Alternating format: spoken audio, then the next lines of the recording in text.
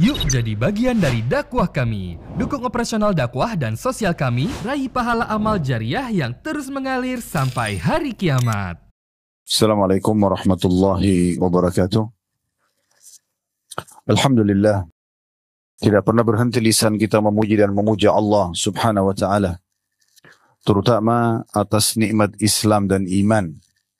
Karena dengan Islam dan iman kita jadi mengenal siapa pencipta alam semesta ini, dan mengerucut kepada satu Tuhan yang selalu kita ucapkan la ilaha illallah, la ma'buda bihaqqin illallah. Tidak ada Tuhan, pencipta, pemilik, penguasa, semua yang di alam semesta ini kecuali Allah. Dan kita jadi tahu tujuan kita hidup. Mana yang boleh kita kerjakan, mana yang tidak boleh kita kerjakan. Mana yang boleh kita nikmati, dan mana yang tidak boleh kita nikmati. Dan dengan ini kita punya panduan hidup. Dan tentu ini akan membawa kepada kebahagiaan. Serta juga puncaknya di akhirat nanti kita akan dibalas dengan surga yang abadi selamanya dengan kenikmatan. Nikmat ini harusnya kita syukuri dan kita jaga. Berapa banyak dari hamba-hamba Allah yang semisal dengan kita manusia yang belum mendapatkan hidayah Islam dan iman. Oleh karena itu, kita harus syukuri nikmat ini dan dijaga. Dan Allah subhanahu wa ta'ala mengekalkan dalam Al-Quran, وَلَا تَمُوتُنَّ إِلَّا وَأَنْتُمْ مُسْلِمُونَ. Dan jangan sampai meninggal dunia atau kalian meninggal dunia kecuali dalam keadaan Islam. Selanjutnya kita panjatkan salam hormat kita kepada utusan Allah, Nabi besar Muhammad sallallahu alaihi wa ala alihi wa sahbihi wasallam. Sebagaimana Allah telah perintahkan kita untuk mengucapkan salam hormat tersebut. Dan tentunya dengan tujuan mengejar apa yang dijanjikan oleh Allah subhanahu wa ta'ala. Dengan mengucapkan satu kali salam hormat kepada manusia terbaik ini akan dibalas dengan 10 rahmat. Dan rahmat Allah ini meliputi segala sesuatunya.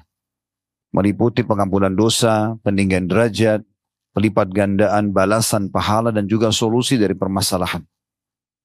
Saudaraku siman, pada kesempatan ini kita akan melanjutkan pada buku 80 langkah cerdas agar selamat dari siksa neraka yang ditulis oleh Syekh Mahmud Al-Misri hafidhahullah.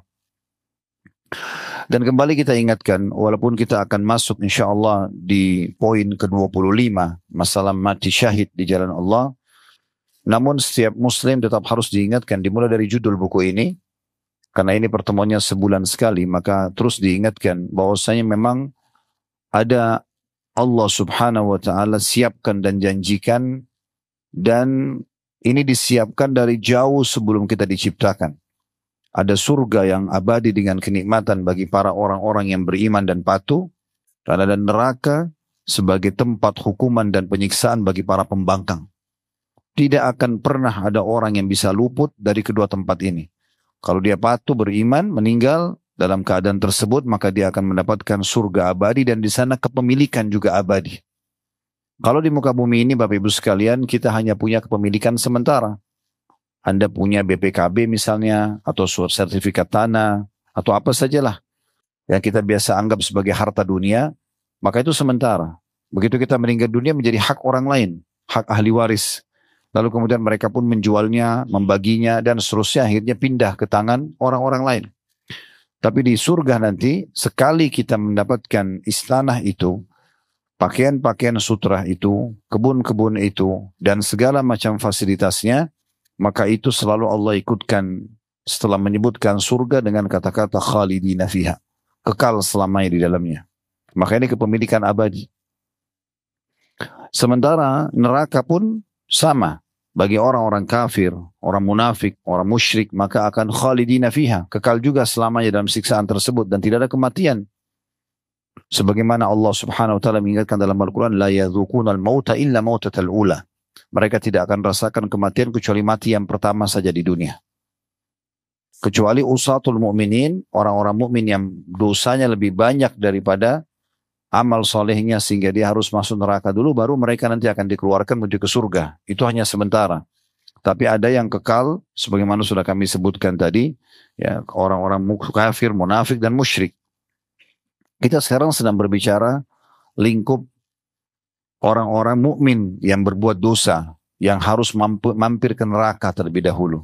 Kalau bisa tidak mampir, kenapa? Kita harus mampir ke neraka tersebut. Sementara memang tempat siksaan yang sangat menyedihkan. Ya. Dan digambarkan dalam banyak sekali ayat-ayat Al-Quran, hadis-hadis Nabi SAW bagaimana susahnya dan bagaimana pedihnya siksaan nanti di sana. Minuman mereka nanah, ya. Minuman mereka darah dari penghuni neraka. Mereka diberikan air panas yang mendidih yang membuat kulit mereka terkelupas.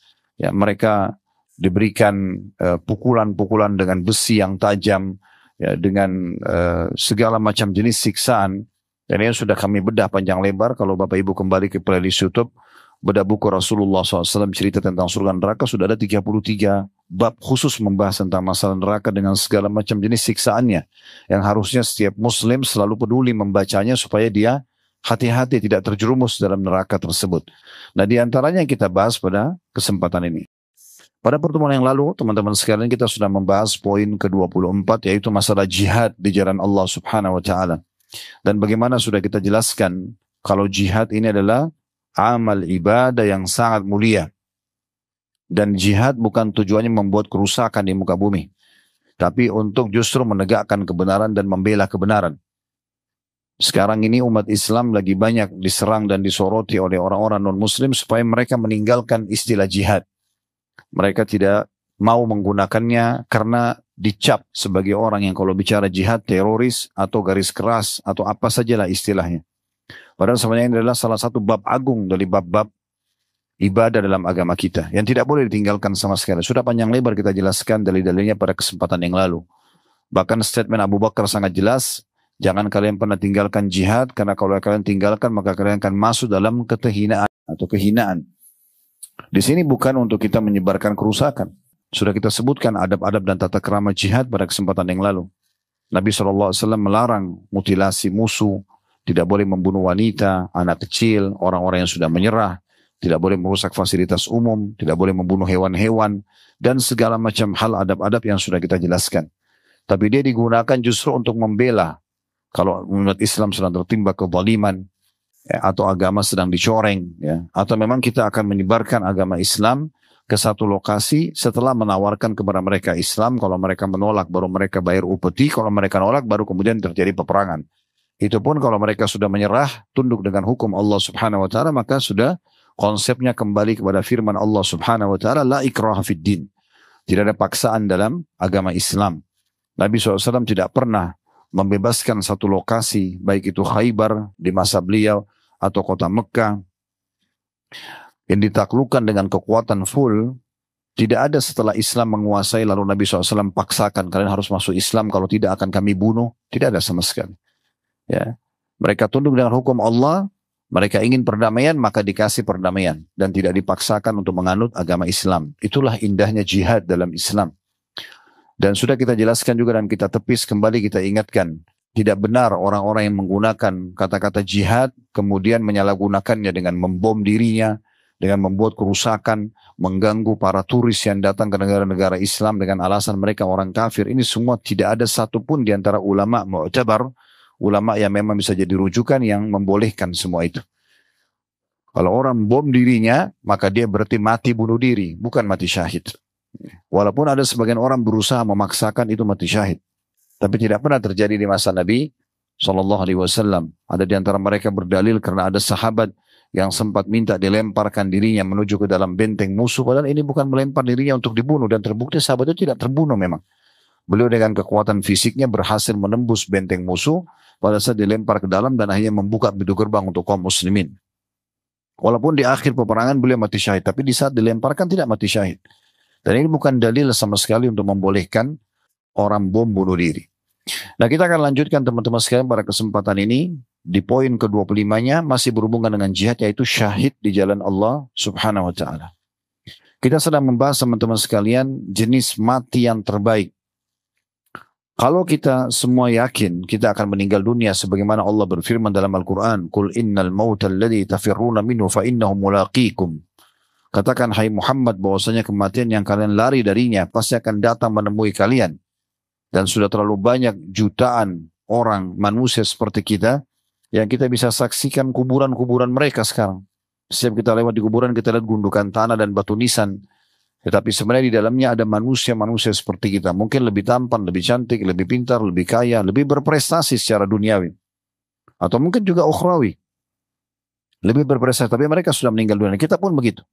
Setiap orang di antara kita sedang melangkah masing-masing menuju ke liang lahatnya. Tinggal siapa yang lebih dulu jatuh ke liang lahat tersebut. Islam datang memandu, toh juga kalau mau mati, maka kalau mau mendapatkan mati yang terbaik, maka ada mati namanya mati syahid. Dan mati syahid ini adalah mati karena Allah subhanahu wa ta'ala, di jalan Allah subhanahu wa ta'ala, kalau di medan perang, atau ada beberapa jenis mati juga dianggap syahid walaupun dia lebih rendah derajatnya daripada orang yang mati di medan perang, sebagaimana akan kita jelaskan nanti insya Allah. Oleh karena itu teman-teman sekalian, kita sedang membahas mati yang sangat mulia dan berharaplah agar menjadi salah satu dari mereka. Karena toh kita juga akan meninggal. Dan ini butuh ketulusan hati. Sebagaimana sabda Nabi SAW, "Man talaba syahadata bisidq, ballagahu Allah manazil syuhada wa in mata ala firashi." Siapa yang betul-betul tulus dalam hatinya mengharapkan mati syahid, maka Allah akan berikan dia kedudukan orang mati syahid walaupun dia mati di atas ranjangnya. Dan orang yang mati syahid betul-betul orang yang ikhlas sekali. Memang dia mau mati di jalan Allah subhanahu wa ta'ala. Makanya dalam sejarah peperangan sudah menjadi sebuah fakta dan data, selalu orang yang mati syahid lebih sedikit. Dari masa Nabi SAW. Bayangkan teman-teman sekalian, peperangan di masa dulu bukan kayak sekarang. Kalau sekarang orang dari jauh tembak-tembakan. Peluru sangat jauh, bisa 1 kilometer, bisa lebih jauh daripada itu sudah cukup untuk bisa membunuh orang. Kalau masa dulu orang pedang dengan pedang berhadapan. Maka secara persentase harusnya volume orang yang meninggal di masa dulu lebih besar. Gitu. Karena orang hadap-hadapan dengan pedang. Mungkin kalau kita berhasil melangkis yang dari depan kita, belum tentu yang dari kanan, dari kiri, dari belakang bisa saja membunuh kita. Tapi subhanallah di perang Badar, berapa jumlah kaum muslimin yang pergi berperang? 314 orang. Yang mati syahid berapa? 60 orang. Kenapa enggak semuanya mati? Begitu juga di perang Uhud, 700 kaum muslimin yang meninggal mati syahid hanya 70 orang, 10%-nya saja. Padahal orang pada saat itu luar biasa. Bahkan umat Islam di pertengahan peperangan sempat terkalahkan. Begitu juga di perang Khandak atau perang Parit biasanya orang bilang. Perang Ahzab, nama lainnya yang Allah namakan dalam surah nomor 33 dalam Al-Quran, surah Al-Ahzab, kelompok-kelompok yang datang menyerang dan mengepung Madinah. Tidak ada korban dari kalangan muslimin kecuali luka sedikit. Ada yang mati syahid yaitu Sa'ad ibn Mu'ad radhiyallahu anhu, tapi itu meninggal setelah selesai peperangan Khandak. Jadi dihitung jari orang yang mati. Kemudian juga pembebasan kota Mekah, 10.000 pasukan muslim masuk. Gak ada korban di antara muslimin. Di perang Hunain melawan suku Hawazim setelahnya ada korban tapi sedikit sekali. Dari suku Aslam. Mereka jadi korban dan bisa dihitung jari juga yang mati. Di perang Tabuk, peperangan terakhir Nabi SAW, tidak ada korban di antara muslimin sama sekali. Bahkan bangsa Romawi tidak berani keluar untuk menghadapi Nabi SAW karena Heraklius, raja mereka, sempat masuk Islam beberapa tahun sebelumnya pada saat Nabi SAW mengirim surat untuk mengajak dia masuk Islam. Namun dia murtad, meninggalkan karena tidak mau kehilangan kerajaannya. Tidak mau kehilangan kerajaannya. Dan dia mengakui itu. Makanya dia mengatakan kepada utusan Nabi SAW, pulanglah ke Madinah, sampaikan kalau aku beriman kepada Nabi, dan andai saja aku berada di sisi kakinya, dekatnya, maka aku akan mencuci kakinya. Karena memuliakan Nabi SAW. Lalu pada saat utusan Nabi SAW balik, kata Nabi SAW, dia telah berdusta. Dia telah meninggalkan kebenaran agama ini demi untuk kerajaannya. Karena dia takut nanti kalau dia diantarkan masuk Islam, para pendeta, para pastor semua menolak, dan ini terjadi pemberontakan di kerajaannya. Nah, waktu pengepungan wilayah Tabuk, peperangan terakhir Nabi SAW sebelum beliau meninggal dunia, maka Heraklius tidak mau keluar dan mengatakan kepada prajurit-prajuritnya, padahal pada saat itu jumlah kaum muslimin hanya 30.000 orang, sementara jumlah mereka dalam benteng mereka 250.000. Mereka tidak mau keluar. Heraklius mengatakan, saya tahu benar ini adalah seorang nabi. Kalau kalian keluar pasti kalian akan kalah. Jangan hadapi dia. Maka mereka pun bertahan untuk tidak keluar dan akhirnya kemenangan di tangan muslimin. Jadi bisa dihitung jari intinya orang yang mati syahid. Itu betul-betul orang yang tulus sekali. Ya. Berapa banyak orang yang berusaha mendapatkan mati syahid tapi belum dikasih oleh Allah Subhanahu Wa Taala. Contoh yang paling jelas Khalid bin Walid radhiyallahu anhu. Waktu beliau mau meninggal di atas ranjangnya, beliau menangis, terisak-isak. Karena sudah mau datang ajal, sudah lemas sekali badan, sudah sakit. Lalu orang-orang tanya, kenapa Anda menangis? Dia mengatakan, tidak ada satupun celah di tubuhku kecuali ada luka karena berperang di jalan Allah. Sabetan pedang, panah-panah, tombak. Karena selalu hidupnya perang dan selalu saja beliau menjadi panglima perang. Dan belum pernah kalah dalam peperangan, subhanallah. Tapi Allah takdirkan tidak mati ya, di medan perang. Matinya di atas ranjang. Maka beliau menangis karena itu. Tapi sebagian ulama menanggap ini, mengatakan karena dia tulus ingin mendapatkan mati syahid, maka seperti hadis tadi yang saya bacakan, siapa yang mengejar dan berharap mati syahid ikhlas karena Allah, maka Allah akan berikan kepada dia kedudukan syuhada walaupun mati di atas ranjangnya. Para ulama menyusun dalam buku-buku hadis bab khusus tentang masalah mati syahid sebagaimana akan kita bacakan nanti insyaallah dari buku Sahih At-Targhib Tarhib yang ditulis oleh Al-Mundhiri rahimahullah dan ditelusuri hadisnya dan dikeluarkan hanya hadis sahih oleh Syekh Albani rahimahullah. Namun sebelumnya saya akan coba bacakan dulu apa yang ditulis oleh penulis bagian-bagian bukunya. Itu ada di halaman 43. Di poin 25 tentang langkah cerdas selamat dari api neraka adalah syahid di jalan Allah. Lalu beliau mengangkat hadis Nabi SAW dan hadis ini ada footnote di situ ya. Di halaman setelahnya halaman 44 hadis riwayat Ahmad dan juga Tirmidzi. Bunyinya kata Nabi SAW, "Lisyahidi 'indallahi sab'u khisal. Yughfaru lahu fi awwali daf'atin min damihi wa yara maq'adahu min al-jannah wa yuhallu hullatal imani wa yuzawwaju wa sab'ina zawjatan min al-hunil 'in. ويجار من عذاب القبر ويأمن من الفزع الأكبر ويوضع على رأسه تاج الوقار الياقوتة منه خير من الدنيا وما فيها ويشفع في 70 إنسانا من أهل بيته." Terjemahannya, seorang yang mati syahid akan mendapatkan 7 kemuliaan di sisi Allah Subhanahu wa taala. Sebelum kita masuk membaca 7 poin ini, teman-teman sekalian kembali saya ingatkan, tidak ada satupun ibadah di dalam agama Islam kecuali pasti dijanjikan janji positif. Apakah itu sunnah atau wajib? Ibadah sederhana atau ibadah yang berat untuk dilaksanakan. Semuanya punya keutamaan. Dan Anda punya hak dalam Islam untuk menanyakan kalau saya kerjakan ibadah ini saya dapat apa? Itu dibolehkan. Bahasa ceramah biasanya fadilah. Dan kami pun menyarankan dalam majelis ini dan majelis-majelis kami yang lain, usahakan sebelum Bapak Ibu mengerjakan jenis ibadah tertentu yang mau dikerjakan, ya, itu sebelum mengerjakannya baca dulu keutamaannya. Itu nanti akan membuat kita lebih semangat dalam mengerjakannya dan juga kita bisa konsisten istiqamah menjaganya. Mau sholat malam, jangan sholat malam sampai baca keutamaannya. Sekarang alhamdulillah handphone kita menjadi perpustakaan berjalan. Kita tinggal ketik di Google, kalau mau baca artikel keutamaan sholat malam, kita akan temukan sekian banyak tulisan para ulama dan dai tentang masalah keutamaan sholat malam. Ingin dengarkan audio atau melihat visualnya, tinggal lihat di Instagram, Facebook, TikTok, dan segala macam media yang ada sekarang. Kita akan temukan banyak sekali di antara dai-dai kita dengan berbagai macam bahasa juga menyampaikan tentang masalah itu. Maka kita akan termotivasi untuk mengerjakan. Cukup 5 menit saja. 5-10 menit dengarkan atau baca, kita akan termotivasi untuk ya mengerjakan dan bisa konsisten atau istiqomah menjaganya. Nah itu penting sekali. Dalam semua ibadah begitu. Ingin rajin sedekah, bakti sama orang tua, jenguk orang sakit, haji dan umrah, apa saja. Di antaranya jihad. Makanya di sini penulis memilih hadis. Tentu banyak sekali hadis yang menyebutkan tentang keutamaan jihad sebagaimana atau mati syahid yang akan kita jelaskan nanti insyaAllah. Namun di sini disebutkan salah satunya. Kalau orang mati syahid akan mendapatkan 7 kemuliaan di sisi Allah Subhanahu wa ta'ala. Jadi kita kalau mati nanti, dan Allah karuniakan mati syahid, maka akan mendapatkan ini dipastikan asal dia ikhlas karena Allah. Disebutkanlah, yang pertama diampuni dosanya pada tetesan darah yang pertama. Pada saat pertama sekali darahnya netes, maka di saat itulah ya, dia akan diampuni semua dosa-dosanya. Tidak terkecuali. Kalau dosa diampuni berarti tidak akan ada hukuman. Tidak ada hukuman, tidak masuk neraka, berarti akan masuk ke dalam surga. Itu maknanya. Awal sekali darahnya netes. Mungkin ada yang mengatakan, tapi kan Ustaz nggak mudah untuk bisa masuk medan perang, dibunuh oleh musuh, mungkin dipenggal kepalanya, mungkin ditusuk badannya. Saya berikan sebuah kaidah sederhana. Teman-teman sekalian fahami, di detik itu, di waktu itu, kalau ajal Anda datang pasti akan Anda mati. Mau nggak mau? Itu dulu poin pertama.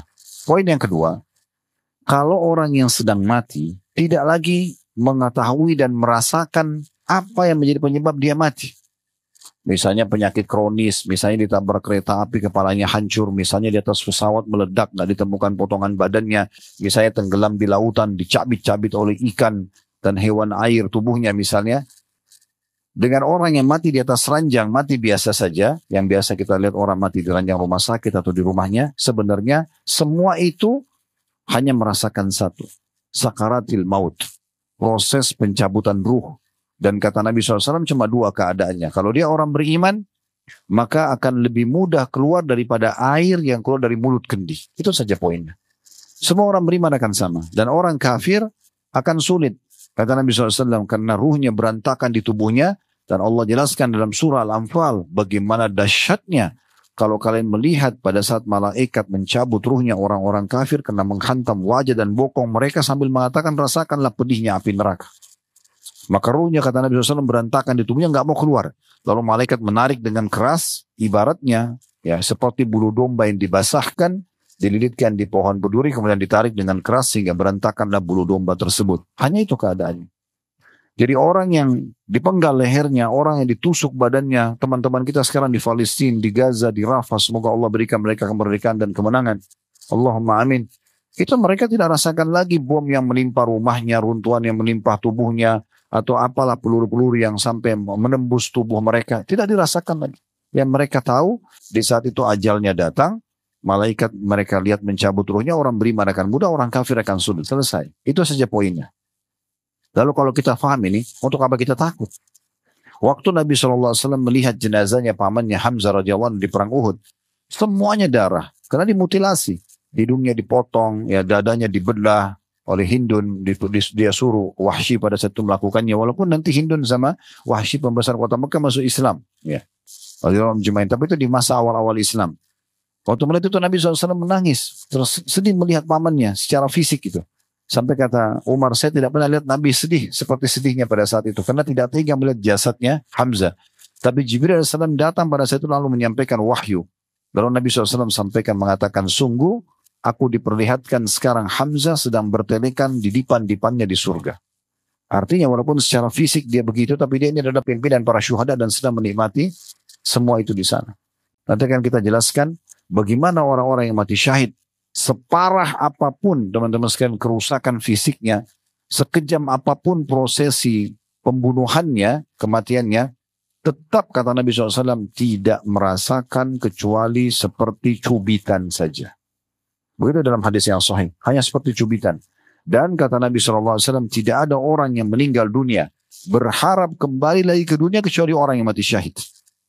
Berharap kembali hanya untuk merasakan itu, tusukannya, penggalannya, kena pelurunya. Mereka berharap kembali untuk rasakan itu karena besarnya keutamaan yang mereka dapatkan, supaya mereka terbunuh lagi. Nanti akan kita bacakan hadis-hadis yang berhubungan dengan masalah itu tentunya. Jadi diampuni dosanya, seluruh dosanya dimaafkan. Yang kedua, ia melihat tempatnya di surga, ya. Langsung diperlihatkan istananya di surga. Kemudian yang ketiga, ia akan diberikan pakaian iman. Maksudnya, dia akan diberikan pakaian yang penuh dengan cahaya yang terang pada hari kiamat nanti. Kalau tadi diperlihatkan tempatnya di surga, maksudnya langsung diperlihatkan, ini loh istanamu di surga, sehingga dia langsung terhibur pada saat itu. Sebenarnya ini terjadi pada semua orang beriman, tapi orang-orang yang mati syahid lebih mulia lagi, karena mereka melihat derajat tertinggi di surga. Dalam sebuah hadis yang sahih, Nabi SAW mengatakan, siapa yang rindu ingin bertemu dengan Allah, Allah rindu bertemu dengannya, dan siapa yang benci bertemu dengan Allah, Allah benci bertemu dengannya. Maka sahabat sempat sedih mendengarkan hadis ini, karena mereka ketakutan, termasuk Ummul Mukminin Aisyah radhiyallahu anha. Maka Nabi SAW waktu masuk rumah melihat Aisyah sedih, lalu kata Nabi SAW, ada apa wahai Aisyah? Kata Aisyah, ya Rasulullah, apakah dari sabda anda ini, siapa yang rindu bertemu dengan Allah, Allah rindu bertemu dengannya, dan siapa yang benci bertemu Allah, maka Allah benci bertemu dengannya. Ini berarti menandakan kalau kita takut mati, benci bertemu dengan Allah, karena kan orang harus mati dulu baru bisa bertemu dengan Allah. Kata Nabi SAW, bukan begitu wahai Aisyah. Tetapi kalau orang beriman akan meninggal dunia, sebelum dicabut ruhnya beberapa saat, Allah datangkan para malaikat untuk memperlihatkan kepadanya amal-amal solehnya. Selama anda bertahan insya Allah dalam keimanan dan Islam seperti ini, pada saat kita mau meninggal, toh juga akan kita lalui. Nanti akan ada malaikat sebelum roh kita dicabut, di titik-titik terakhir akan diperlihatkan seluruh amal yang pernah kita kerjakan. Ini loh, amal yang kau sholat, puasa, majelis ilmu, sedekah, haji dan umroh, apalah kalau orang sempat berjihad dan segala macam, ini loh semua diperlihatkan. Ya, diterima semuanya misalnya, diterima ini loh. Dan dengan ini kau akan masuk surga, diperlihatkan istananya di surga. Maka dengan itu kata Nabi SAW, dia rindu ingin bertemu dengan Allah, ingin segera mati. Dan dengan itu akhirnya dia tidak takut menghadapi malaikat maut, karena dia tahu begitu dicabut ruhnya hitungan detik dia akan mendapatkan apa yang sudah dijanjikan itu. Maka Allah, karena dia rindu ingin mati, ingin bertemu Allah, Allah rindu juga bertemu dengannya. Kalau orang kafir sebaliknya, orang munafik, orang musyrik, wa na'udzubillah, maka sebelum dicabut ruhnya ada malaikat datang memperlihatkan semua dosa-dosanya. Ini loh dosa-dosamu. A, B, C, D, semua dosa diperlihatkan. Kemudian setelah itu karena ini kau akan masuk neraka, diperlihatkan tempatnya di neraka. Karena dia ketakutan melihat neraka tersebut. Dia tahu ini itu kan detik. Dicabut ruhnya akan masuk ke neraka itu. Akan disiksa nantinya. Maka walaupun mulai kuburan dulu, tapi tetap akan disiksa dan akan masuk ke neraka yang abadi selamanya. Maka dia pun benci ingin bertemu dengan Allah, Allah pun benci bertemu dengannya. Itu seperti itu penjelasan. Jadi orang beriman pun akan melihat tempatnya di surga. Tetapi orang-orang mati syahid akan lebih gembira lagi dan lebih semangat, ya. Karena memang detik-detik pada saat darahnya lagi ngucur, dia sedang sakarat, justru itu dia butuh hiburan yang membuat dia tenang dengan pengorbanannya. Maka diperlihatkanlah istana di surga, maka pada saat itu dia pun rindu ingin supaya masuk ke dalam surga. Dan ini memang sering terjadi ya, atau diberikan oleh Allah Subhanahu wa taala. Dinukil kisah tentang Asia, istri Firaun yang beriman, karena Firaun benci sama dia karena dia beriman pada Musa, akhirnya disiksa dan akan dibunuh. Pada saat dia akan dibunuh, maka dia pun mengatakan, ya Allah, nukil dalam Al-Quran, Rabbi ibni li indaka baitan fil jannah. Ya Allah, bangunkanlah bagiku istana di surga. Karena beliau tinggal di istananya Firaun di dunia. Seorang ratu berharap juga dikasih istana di surga. Maka diperlihatkan oleh Allah SWT untuk Asia istana tersebut. Maka dia tersenyum. Firaun pun tambah marah sambil mengatakan, perempuan ini sudah gila. Saya akan bunuh dia, tapi dia malah tersenyum. Lalu dibunuh, lalu mati syahidlah Asia, yang merupakan pimpinan, salah satu pimpinan wanita di surga gitu kan. Tapi itu diperlihatkan di surga. Nah seperti itu keadaan akan diperlihatkan tempatnya di surga. Dan dalam hadis yang lain disebutkan juga kalau orang-orang yang akan masuk surga, dan insya Allah mudah-mudahan kita termasuk, itu akan lebih mengenal istana di surga daripada rumahnya di dunia. Karena selama kita menunggu di alam barzah, kita akan terus bisa melihat surga tersebut dan kita menikmati dari jauh, sehingga kita benar-benar menghafalnya tempat itu ya dari semua sisinya, karena pada saat masuk nanti ke surga kita sudah sering melihatnya sebelumnya di alam barzah. Jadi itu termasuk yang akan diberikan. Kemudian ia akan dinikahkan dengan 72 bidadari. Ya, ini bagi laki-laki dan bagi perempuan mereka akan bergabung dengan suaminya. Kemudian ia juga akan dijaga dari azab kubur dan juga fitnah kubur. Gak ada lagi pertanyaan mungkar nakir, gak ada lagi gangguan di kuburan tersebut. Dan ia juga akan diberikan aman dari kejadian atau ketakutan besar pada hari kiamat. Maksudnya pada saat dibangkitkan hari kiamat kan orang pada ketakutan. Karena cukup banyak di awal-awal ayat Al-Quran di surah Al-Qiyamah, kemudian dalam surah Al-Hajj banyak dijelaskan tentang masalah kondisi keadaan kiamat tersebut. Ya, bagaimana Allah gambarkan pada saat itu anak-anak kecil bisa beruban, wanita yang menyusui atau hamil bisa melepaskan bayinya atau melahirkan. Kalian melihat orang-orang sempoyongan seperti orang mabuk, tapi sebenarnya tidak, karena itu azab Allah sangat pedih. Lalu Nabi SAW gambarkan bagaimana matahari itu sangat dekat dengan manusia sampai 1 mil. Dan perawi hadits mengatakan 1 mil ini saya tidak tahu apakah jarak perjalanan yang 1,5 kilometer atau ya 1 mil seperti dengan bahasa orang-orang Arab asli. Mereka mengatakan mil itu kalau kayu celaknya itu akan diletakkan di mata dan sudah sangat dekat, itu namanya mil dalam bahasa Arab. Maka kemungkinan besar matahari akan sedekat itu ya dengan manusia. Maka mereka, kata Nabi SAW, akan tenggelam dengan keringatnya atau peluhnya sendiri sesuai dengan kadar dosanya.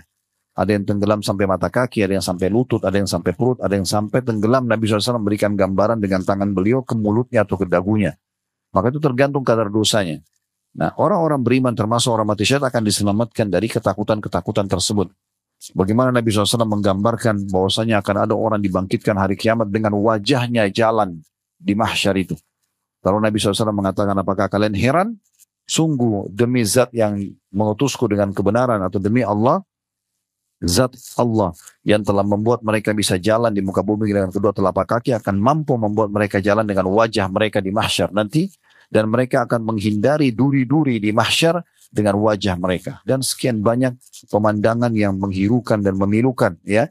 Seperti orang juga yang menolak bayar zakat akan dililit di mahsyar sebelum masuk ke neraka dengan hartanya sendiri yang berbentuk ular botak, ya, karena kerasnya bisahnya yang melilit tubuhnya sambil matok-matok kepalanya mengatakan, akulah harta simpananmu, akulah harta simpananmu. Terus dan sekian banyak pemandangan. Nah, orang-orang yang mati syahid tidak akan merasakan dan melihat semua itu. Ya, mereka akan terselamatkan dari semua itu. Selanjutnya dipasangkan di kepalanya mahkota kehormatan yang satu butir mutiaranya lebih baik daripada dunia dan seluruh isinya. Jadi maksudnya akan diberikan mahkota di kepalanya, yang mahkota ini nanti akan ada banyak perhiasan atau mutiara-mutiara yang memang dia akan lebih baik, satunya lebih baik daripada dunia dan seluruh isinya, dan penuh dengan mutiara atau yakut yang sangat indah.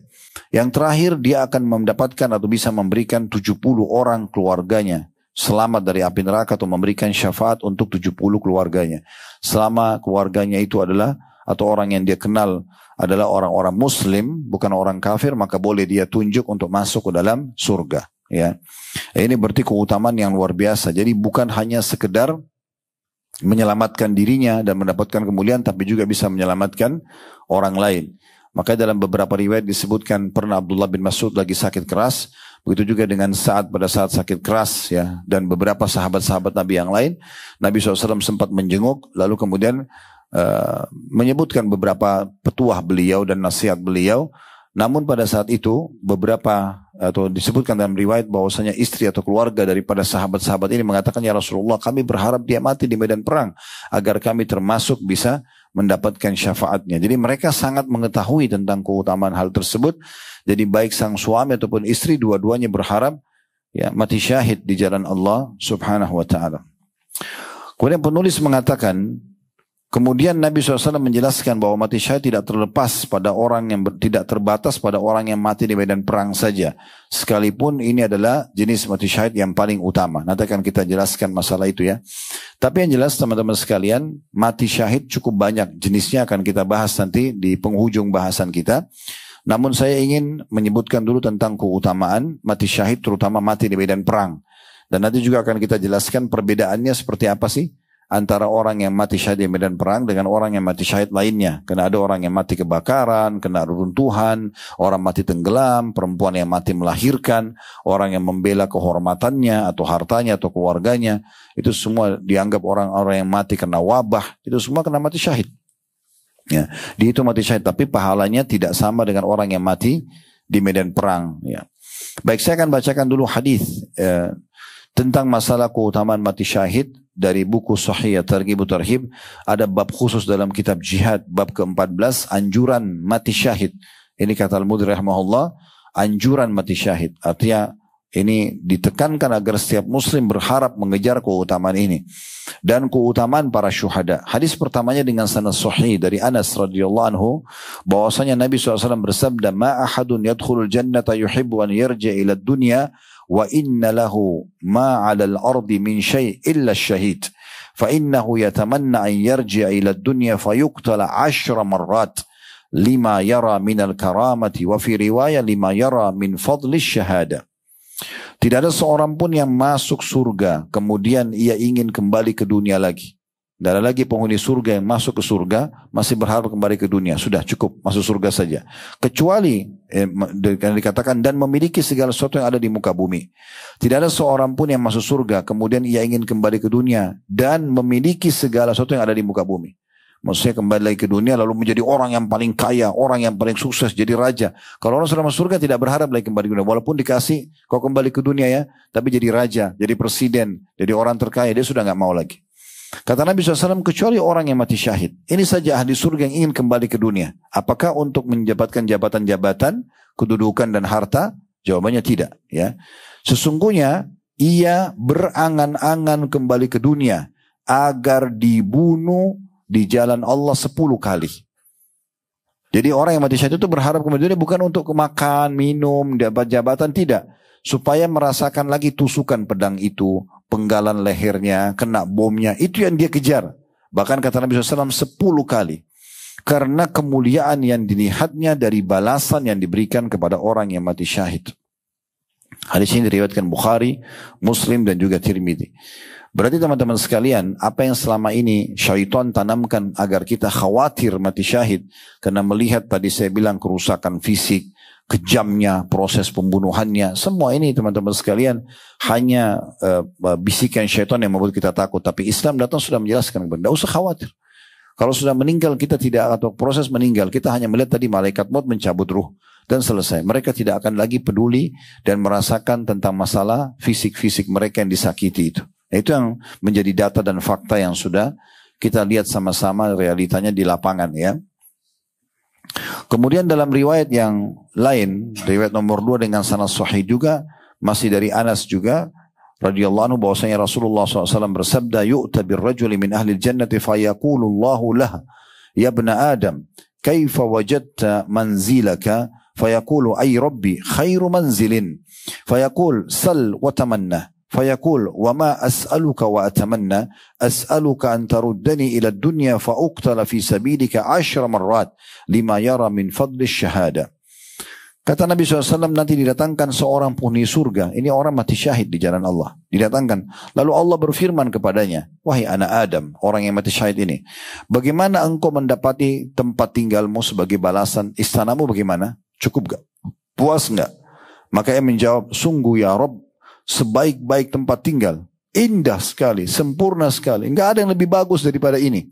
Jadi dia memuji begitu. Maka Allah berfirman, sekarang saya berikan izin kamu minta dan berharaplah. Ada lagi yang kau ingin? Bilang, saya akan kasih semuanya. Ini orang mati syahid, sudah masuk surga, masih dikasih kesempatan minta tambahan. Silakan minta tambahan. Lalu ia berkata, apa yang harus aku mohon padamu ya Allah? Dan apa yang aku harus harapkan? Karena sudah tidak tahu harus berpikir apa. Karena indahnya istana, dayang-dayang, pelayan-pelayan, permadani, luar biasa. Nikmat yang luar biasa dan selamanya, kekal selamanya. Ya. Maka karena dia melihat Allah Azza wa Jal tetap menekankan pada dia, mintalah, berharaplah supaya saya kasih lagi kamu tambahan. Maka kata Nabi SAW, dia mengatakan, aku hanya mohon kepadamu kalau begitu ya Allah, untuk dikembalikan ke dunia. Untuk apa? Untuk makan lagi, untuk bekerja lagi, untuk nikah lagi, atau apalah gitu ya. Maka dia katakan, agar aku dibunuh di jalanmu 10 kali. Karena besarnya keutamaan mati syahid. Ya, jadi beliau berharap, orang ini mati syahid berharap kembali ke dunia agar dibunuh lagi, diberikan seperti yang didapatkan orang mati syahid, lalu begitu terus terulang 10 kali. Jadi tidak lagi mereka pikirkan tentang masalah prosesinya. Jadi prosesi kematian itu teman-teman hanya untuk bahan ceritanya orang saja. Orang ini mati karena sakit kronis, jantung, kanker, tabrakan, meledak di pesawat, cerita orang. Intinya sebenarnya mati. Di saat itu tempat itu harus mati. Mau nggak mau? Karena ajal sudah datang. Allah mengatakan, فَإِذَا جَاءَ أَجَلُهُمْ لَا يَسْتَأْخِرُونَ سَاعَةً وَلَا يَسْتَقْدِمُونَ. Kalau ajal mereka datang tidak akan dimajukan atau diterlambatkan sesaat pun. Jadi mau nggak mau kita akan mati di waktu dan tempat itu. Bagaimanapun kondisinya. Maka beruntunglah orang yang ditutup dengan mati syahid. Dan Nabi SAW sendiri menyebutkan dalam hadis Bukhari Muslim, dan ini hadis ketiga dalam bab ini, dari hadis Abu Hurairah radhiyallahu anhu, bahwasanya Rasulullah SAW bersabda, beliau mengucapkan untuk memastikan dan menekankan pentingnya orang mati syahid dan bagaimana memang betul-betul mereka berharap setelah mati hidup lagi untuk terbunuh lagi. Karena mereka lihat bagaimana besarnya balasan hanya dengan tusukan musuh, kena satu peluru, kena satu bom, ternyata dapatnya seperti ini, kenapa nggak mati aja gitu. Kata Nabi SAW, "Walladzi nafsu Muhammadin biyadi, lawadittu an agzuwa fi sabilillah fa uqtal." Thumma agzuwa fa'uqtal, thumma agzuwa fa'uqtal. Demi zat yang jiwa Muhammad yang ada di tangannya. Beliau bersumpah atas nama Allah untuk diri beliau sendiri. Beliau mengatakan, sungguh aku benar-benar ingin berperang di jalan Allah, lalu aku terbunuh. Kemudian berperang lagi, lalu terbunuh. Kemudian berperang lagi dan terbunuh. Terus saja begitu. Nabi SAW sebutkan sampai 3 kali. Artinya begini loh, benar-benar orang mati syahid itu sangat mulia. Jangan sia-siakan. Aku aja berharap bisa terbunuh di jalan Allah subhanahu wa ta'ala. Dan ada pendapat Ibnu Qayyim rahimahullah, tapi ini pendapat beliau pribadi. Beliau mengatakan Allah subhanahu wa ta'ala menggabungkan pada diri Nabi SAW pada saat meninggal dengan banyak kemuliaan. Meninggal sebagai dalam keadaan iman, meninggal sebagai seorang Nabi, dan meninggal mati syahid. karena salah satu penyebab beliau meninggal itu racun yang diberikan oleh orang Yahudi pada saat perang Khaybar. Pada saat perang Khaybar. Maka kemungkinan sebab kematian beliau adalah karena juga salah satunya selain ajal datang, sebabnya karena dibunuh oleh orang-orang Yahudi tersebut dengan racun yang mereka kasih di kambing atau di domba yang dihidangkan pada saat pembebasan Khaybar itu sendiri. Kemudian juga dalam riwayat yang lain, kata Abu Qatadah radhiyallahu anhu, ini riwayat juga yang sahih dinukil dalam bab yang sama, anna Rasulullah sallallahu alaihi wasallam qama fihim fadzakara anna al-jihad fi sabilillah wal iman billah afdalul a'mal.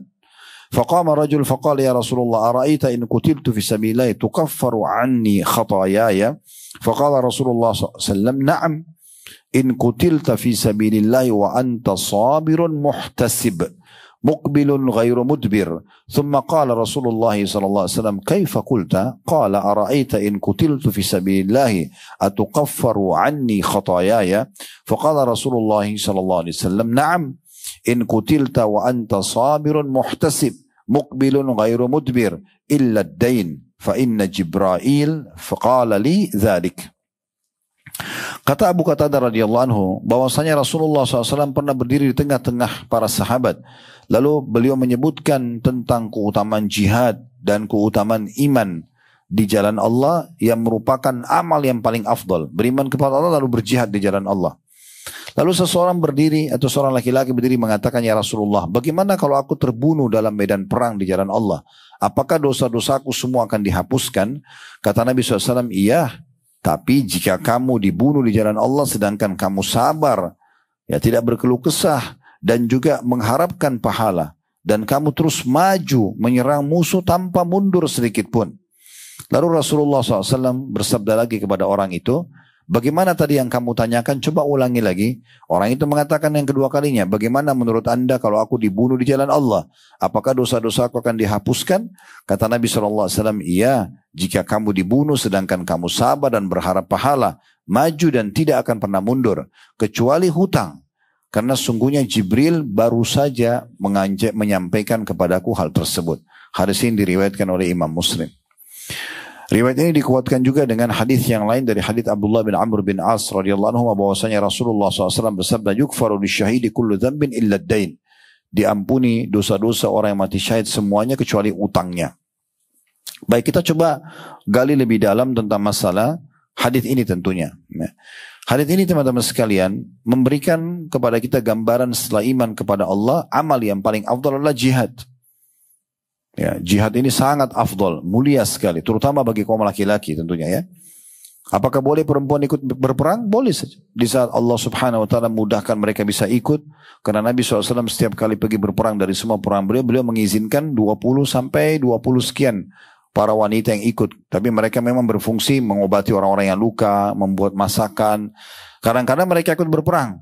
Ya, sebagaimana Aisyah mengatakan dalam salah satu peperangan Nabi SAW, kami para wanita sibuk memberikan air minum kepada para mujahidin, gitu kan, dan mengobati para orang-orang yang luka. B, ada juga ikut berperang seperti Nusaybah binti Ka'ab radhiyallahu anha, ya, di mana wanita ini sangat tertanam iman dalam hatinya sehingga dia pada saat dikumandangkan jihad di masa Nabi SAW, dia motivasi suami dan anak-anak laki-lakinya untuk pergi berperang dan mati syahid. Dan kata Nabi SAW di Uhud, di lokasi Uhud pada saat orang-orang musyrik sedang menyerangku, maka aku temukan Nusaybah binti Ka'ab mematahkan semua serangan-serangan tersebut dengan pedangnya. Itu terlibat juga gitu kan.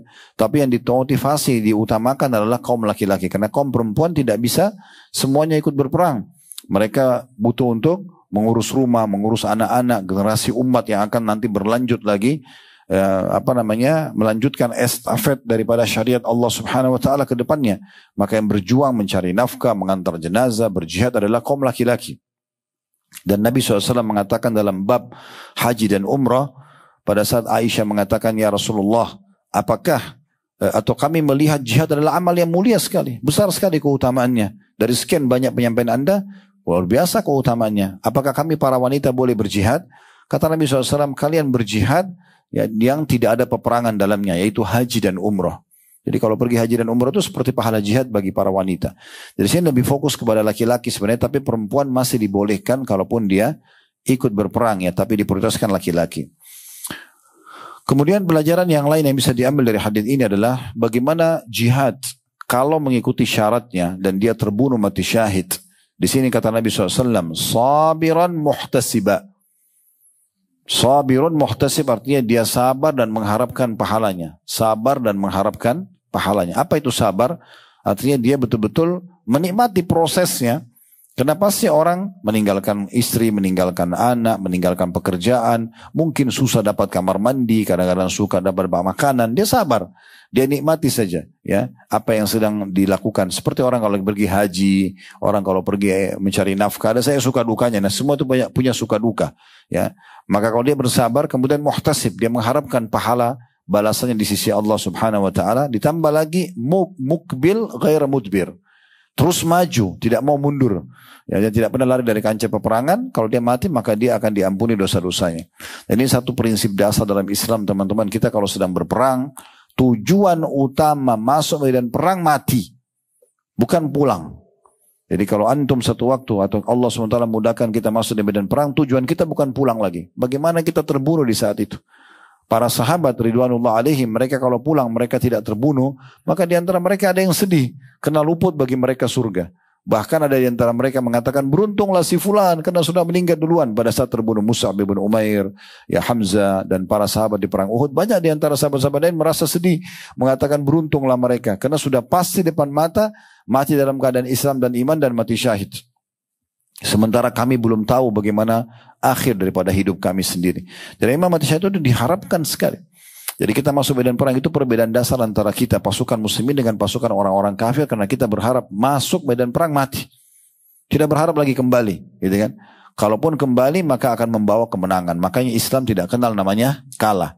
Mati syahid walaupun kita semua terbunuh, berarti itu yang paling mulia dan itu yang tujuan utamanya. Lalu kalau tidak berarti kita menang. Nggak ada namanya kalah. Muslimin tidak ada namanya kalah. Bahkan Nabi SAW memasukkan kategori 7 induk dosa besar adalah firar aniz zahf atau minaz zahf. Lari dari kancah peperangan, itu tidak boleh. Ya, tidak boleh sama sekali. Sudah masuk dalam medan perang, berperang. Tidak boleh mundur. Tujuannya memang untuk mendapatkan mati syahid dan tidak usah khawatir. Masuk saja, tawakal kepada Allah Subhanahu Wa Taala. Dan Allah sudah menyebutkan kepada Nabi-Nya Muhammad sallallahu alaihi wasallam, "Wa ma ramaita idh ramaita walakinna Allah rama." Di medan perang, hai Muhammad, sebenarnya pada saat kau melempar ke arah musuh, bukan kau yang melempar, tapi Allah yang melempar. Allah Subhanahu Wa Taala menyampaikan senjata kita ke musuh itu. Sehebat apapun dia, selama kita ikhlas dan kita menyerang karena Allah, bisa saja kita membunuhnya, ya, atau kita yang terbunuh mati syahid. Jadi tidak usah khawatir. Nabi SAW pun dikatakan oleh Allah SWT pada saat beliau menggenggam pasir dan melempar ke musuh, dan akhirnya masuk ke mata-mata musuh yang membuat mereka tidak bisa melihat, itu Allah Subhanahu Wa Taala menyampaikannya. Jadi nggak usah khawatir, oh ini pasukannya semuanya ahli bela diri. Enggak, kita juga belajar keterampilan, tapi semampunya. Selebihnya kita bertawakal kepada Allah Subhanahu Wa Taala. Allah akan berikan kemenangan kepada kaum muslimin. Umar bin Khattab pada saat mengutus pasukan, beliau mengatakan, ingat, sejala jumlah fisik musuh kalian dan secara senjata dan persiapan, itu musuh kalian lebih hebat daripada kalian. Namun mereka kufur kepada Allah dan maksiat kepada Allah. Maka Allah buat mereka kalah. Senjata kalian adalah lebih sederhana, jumlah kalian lebih sedikit. Selalu begitu jumlah kaum muslimin. Jumlah lebih sedikit, senjata lebih sederhana. Dari dulu itu, bukan baru sekarang. Tapi kalian punya keimanan yang akan membuat kalian akan menang. Kalau kalian maksiat juga kepada Allah, maka pastikan kalian akan dikalahkan oleh mereka, karena mereka lebih banyak dari jumlah dan juga senjata. Itu kaidahnya. Kemudian Nabi SAW menambahkan di saat itu, karena pada saat orang itu dijelaskan, asal kamu sabar, kamu mengharapkan pahala, kamu maju terus dan tidak mundur, kamu akan terhitung mati syahid. Maka Nabi SAW ulangi lagi, tanya lagi, apa tadi yang kamu bilang? Orang itu lalu menjelaskan lagi. Ternyata Jibril AS turun pada saat itu menambahkan informasi kepada Nabi SAW. Maka orang itu mengulangi, kalau saya terbunuh di medan perang, ikhlas karena Allah, apakah diampuni dosa-dosa saya? Kata Nabi SAW, iya, kecuali utang. Nah, di sini sedikit kita singgung teman-teman sekalian. Oleh karena itu jangan pernah buka pintu hutang kecuali darurat sekali. Dan harus teman-teman kalau utang diniatkan memang untuk dibayar. Sebagaimana sabda Nabi SAW, siapa yang utang dan niat mau membayarnya, Allah akan mudahkan dia membayarnya. Dan siapa utang yang niat tidak mau membayar dari awal, Allah akan persulit. Dan itu sulit bagi dia. Sudah berjuang luar biasa jalan Allah pun diampuni semua dosanya kecuali utangnya. Maka itu harus dibayar. Oleh karena teman-teman sekalian, jangan utang selama masih mampu. Kecuali darurat sekali. Ya. Kalau darurat baru kita hutang. Itu pun kita niat dari awal untuk membayarnya ikhlas supaya Allah SWT mudahkan kita membayarnya. Karena ini penting sekali difahami baik-baik, karena tidak akan dihitung atau tidak akan dimaafkan hutang tersebut walaupun dia mati syahid di jalan Allah Subhanahu wa taala. Kemudian dalam riwayat yang lain juga diangkat oleh Al-Mundhiri rahimahullah, Ibnu Abi Amirah radhiyallahu anhu, beliau mengatakan bahwasanya Rasulullah SAW bersabda, "Ma min nafsin muslimatin yaqbiduha rabbuha tuhibbu an tarja ilaikum wa inna laha ad-dunya wa ma fiha ghairu syahid." Tidak ada satu jiwa pun muslim yang diwafatkan oleh Allah yang ingin kembali lagi pada kalian di dunia, dan bahwasanya ia kembali dunia juga memiliki dunia dan semua isinya kecuali orang mati syahid. Enggak ada orang berharap kembali ke dunia lagi yang masuk surga kecuali orang mati syahid, tapi bukan untuk mengejar dunia tapi untuk terbunuh lagi di jalan Allah Subhanahu wa taala. Lalu Ibnu Abi Amirah menukil lagi perkataan Nabi SAW. Nabi mengatakan lanjutannya, wala an uqtala fi sabilillah ahabbu ilayya min an yakuna li ahlul wabari wal madar. Kata Nabi SAW, sungguh aku dibunuh di jalan Allah mati syahid lebih baik dan lebih aku sukai daripada aku menguasai seluruh wilayah di muka bumi ini, seluruh wilayah padang pasir badui dan seluruh wilayah perkotaan.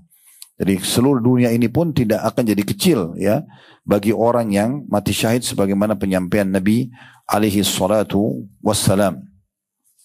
Dan cukup banyak contoh-contoh tentunya disebutkan oleh Al-Mundhiri tentang masalah bagaimana jenazahnya Ja'far bin Abi Thalib pada saat kedua tangannya dipotong, kemudian di perang Mu'tah. Lalu Nabi SAW mengatakan, aku diperlihatkan Ja'far sekarang sedang terbang dan mengelilingi surganya bersama dengan para malaikat, dan digantikan kedua tangannya yang terpotong itu dengan kedua sayap. Maka keluarlah istilah Ja'far At-Tayyar misalnya ya. Kemudian juga bagaimana diceritakan tentang matinya Abdullah bin Haram radhiyallahu anhu, sahabat Nabi yang mulia. Kalau dia tahu besok tanggal 16 Syawal tahun 3 Hijriah hari Sabtu akan terjadi perang Uhud, dan beliau tahu itu pasukan Quraisy sudah keluar dengan 3.000 orang dari Mekah, maka beliau semalam suntuk tidak tidur memohon kepada Allah agar dibuat dia orang yang pertama mati syahid ya pada masa itu, dan Allah Subhanahu wa taala ngabulkan permintaannya sampai waktu dikumpulkan jenazah-jenazah tersebut. Nabi SAW berkata kepada Jabir anaknya Abdullah, ala ukhbiru kama qala Allahu li abik, mau enggak saya sampaikan kepada kamu secara live hai Jabir apa yang sedang Tuhanmu Allah berbicara dengan ayahmu ya, apa yang terjadi di situ. Qultu bala, kata Jabir, tentu ya Rasulullah, ayah saya sudah mati syahid dan ayahnya pada saat itu betul-betul luka parah, bagian kepalanya bocor, tangannya lagi memegang lukanya, darah semua tubuhnya gitu kan. Dengan kondisi itu Jabir menguburnya, hidup dalam kondisi begitu dikubur, karena orang mati syahid tidak dikafani, tidak dimandikan, begitu saya kondisinya. Yang jelas pada saat itu Nabi SAW waktu sudah dikubur Abdullah bin Haram, kata Nabi kepada Jabir, mau gak saya sampaikan kepada kamu secara live ini, Allah sedang bicara dengan ayahmu sekarang. Maka kata Jabir, tentu. Qala ma kallamallahu ahadan illa min wara'i hijab. Ketahuilah Allah tidak pernah mengajak bicara siapapun di antara hambanya kecuali dari belakang hijab, belum melihat Allah secara langsung. Wa kallama abaka kifahan, tapi Allah mengajak bicara ayahmu secara langsung. Ini kedudukannya Abdullah bin Haram radhiyallahu anhu, karena semalam suntuk dia memohon agar mati syahid. Faqala, maka Allah berfirman kepada ayahmu, ya Abdullah, wahai hamba Allah, tamanna alayya u'tik, minta apa saja, berharap apa saja aku akan berikan kepadamu. Allah berfirman kepada ayahmu itu. Qala ya Rabbi tuhyini fa'uqtalu fika thaniyah. Maka ayahmu mengatakan, wahai Tuhanku, hidupkan aku sekali lagi agar aku terbunuh yang kedua kali di jalanmu. Qala innahu sabaqa minni annahum ilaiha la yurja'un. Allah mengatakan, sudah aku catatkan sebagai keputusanku atau takdirku bahwasanya mereka kalau sudah meninggal tidak akan kembali lagi ke dunia. Qala, maka dia mengatakan, maksudnya ayahmu hai Jabir, Abdullah bin Haram mengatakan, ya Rabbi fa'ablik min warai, kalau gitu sampaikan tolong informasi tentang kemuliaan mati syahid ini bagi orang-orang yang belum mati, supaya mereka tidak usah takut. Maka Allah pun menurunkan firman-Nya, wala tahsabanna alladhina qutilu fi sabilillahi amwata bal ahya'un 'inda rabbihim yurzaqun, dan janganlah kalian mengira bahwasanya orang-orang yang mati gugur di jalan Allah itu mati, bahkan mereka itu hidup di sisi Rabb mereka dengan mendapatkan rezeki. dengan mendapatkan rezeki. Jadi cukup banyak teman-teman sekalian keutamaan-keutamaan kalau kita ingin bahas tentang masalah mati syahid ini. Tapi di antaranya saya ingin tutup dengan ini, baru kita masuk kepada jenis-jenis selain mati di medan perang yang masih ada lanjutan di buku kita ya. Yaitu bagaimana kejadian yang mulia terjadi di tahun 53 Hijriah. Perang Uhud itu terjadi di tahun 3 Hijriah, tanggal 16 Syawal tahun 3 Hijriah hari Sabtu. 1 tahun sebelumnya kurang lebih, tanggal 15 Ramadan tahun 2 Hijriah terjadi perang Badr. 1 tahun 1 hari, 16 Syawal tahun depannya terjadi perang Uhud. Nah waktu perang Uhud terbunuhlah 70 orang syuhada lalu dikuburlah mereka. Nabi SAW menyuruh para syuhada dikubur dalam satu liang lahat, ditumpuk mereka. Para syuhada tersebut. Dan Nabi SAW menyuruh orang yang paling banyak hafalan Qur'annya untuk paling bawah. Kemudian baru di atasnya dan seterusnya. Dikubur satu kubur. Itu keluarlah fatwa tentang bolehnya menguburkan dalam satu liang lahat beberapa jenazah muslim gitu ya. Intinya teman-teman sekalian, waktu sudah dikubur, Abdullah bin Haram tadi yang kita baru ceritakan, ayahnya Jabir radhiyallahu anhu yang Allah ajak bicara tanpa hijab. Ini satu kemuliaan yang luar biasa gitu. Dikubur dengan besannya dia, bernama Amr bin Jamuh. Amr bin Jamuh ini juga orang yang pincang. Di perang Badr dia nggak sempat ikut perang karena anak-anaknya mengatakan, ya Rasulullah, ayah kami pincang, tolong jangan izinkan berperang. Maka Nabi SAW tahan Amr bin Jamuh radhiyallahu anhu. Tapi di perang Uhud dia datang lagi. Dia mengatakan, Rasulullah saya mau berperang. Anak-anaknya datang mengatakan, wahai Rasulullah jangan izinkan ayah kami. Maka Amr bin Jamuh mengatakan, ya Rasulullah, apakah pincang kakiku menghalangiku masuk ke dalam surga? Izinkan aku berperang. Maka diizinkan, akhirnya terbunuh mati syahid dan dikubur bersama dengan besannya Abdullah bin Haram atau ayahnya Jabir radhiyallahu anhu. Di tahun 3 Hijriah, tahun 53 Hijriah, ya di masa kerajaannya Muawiyah radhiyallahu anhu, ditemukan sumber mata air di sekitar lokasi syuhada Uhud.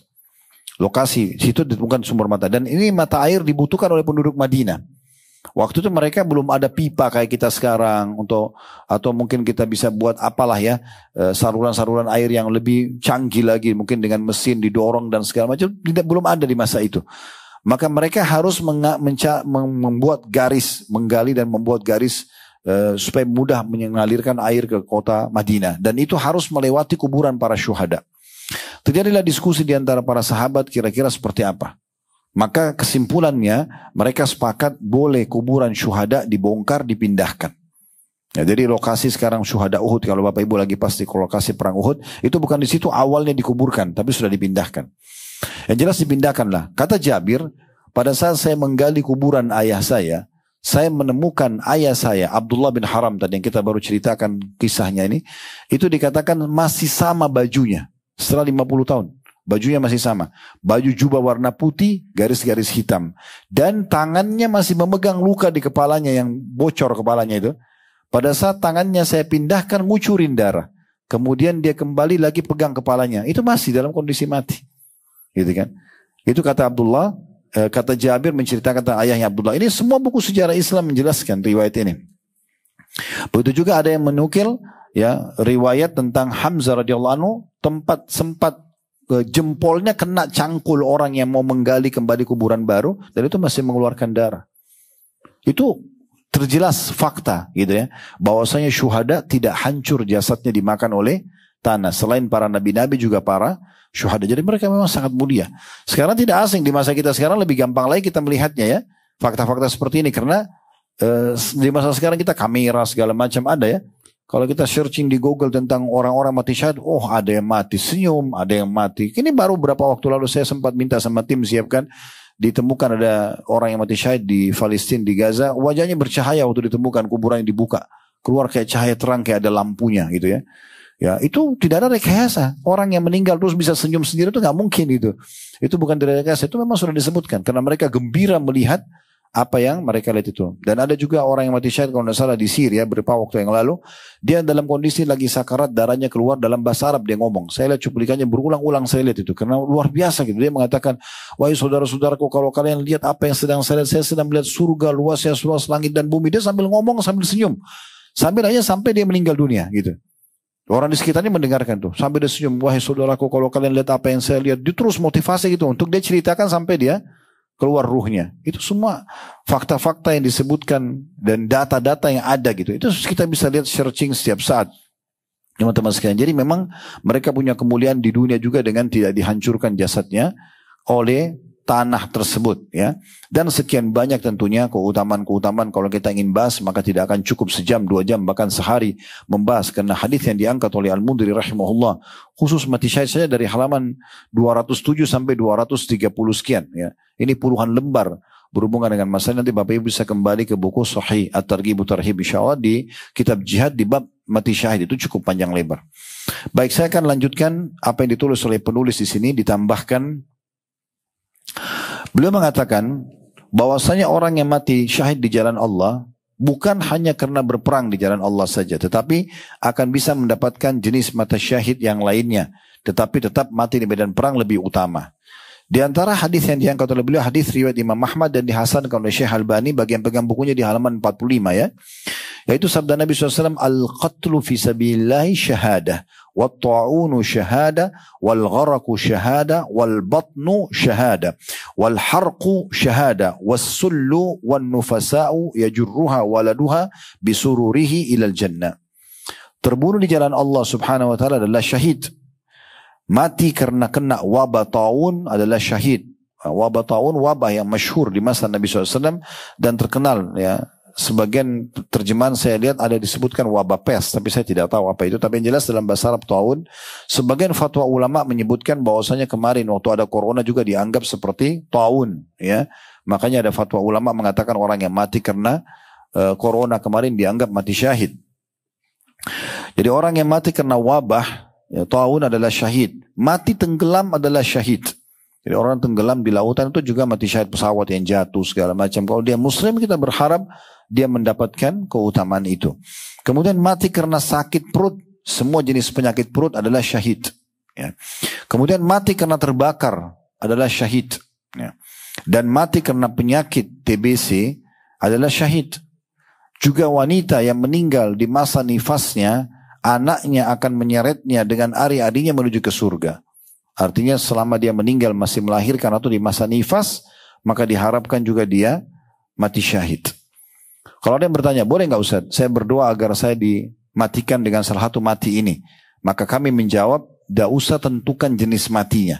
Bilang saja, ya Allah, tutuplah hidupku dengan mati syahid. Begitu saja. Nanti Allah punya cara, gitu kan? Tidak usah pilih, saya mati yang sakit perut aja deh, saya. Enggak, biarkan Allah SWT yang pilih. Karena saya sudah berikan kaidah yang tadi, kita tidak akan rasakan lagi sakit itu, gitu kan? Jadi kita minta saja kepada Allah Subhanahu wa taala agar diberikan, ya, apa saja yang Allah mudahkan, ya, apa saja yang Allah mudahkan dari mati-mati syahid tersebut. Baik, sebagian ulama juga ada yang memberikan gambaran tentang masalah kenapa mati-mati ini diberikan julukan syahid. Itu ternyata keluar dari Nabi Sallallahu Alaihi Wasallam, ya, julukan atau keluar dari Nabi Sallallahu Alaihi Wasallam. Beliau mengatakan, siapa yang kalian anggap, ya, orang-orang yang mati syahid, maka para sahabat mengatakan, ya Rasulullah, mereka adalah orang-orang yang meninggal terbunuh di jalan Allah. Kata Nabi SAW, kalau begitu orang yang mati syahid di jalan Allah sangat sedikit, orang yang mati syahid sangat sedikit, karena harus berperang dulu. Maka lalu kemudian beliau menyebutkanlah riwayat yang baru saja kita bacakan, kalau orang mati karena wabah, orang mati karena tenggelam, orang mati karena penyakit perut. Ada riwayat-riwayat lain juga yang menyebutkan orang yang mati karena penyakit rusuk, dirusuknya. Entah itu penyakit apa, ya, tapi yang jelas kalau karena dirusuknya pun dia terhitung mati syahid.